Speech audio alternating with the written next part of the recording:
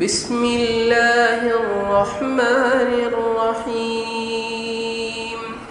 تبارك الذي بيده الملك وهو على كل شيء قدير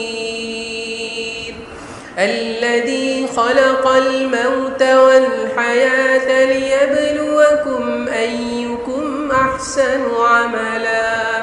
وهو العزيز الغفور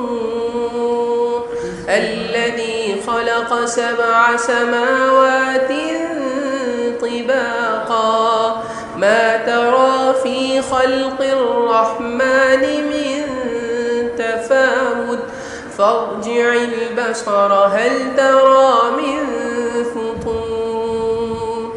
ثم ارجع البصر كرتين ينقلب إليك البصر خاسئا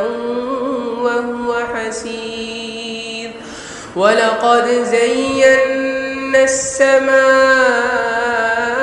الدنيا بمصابيح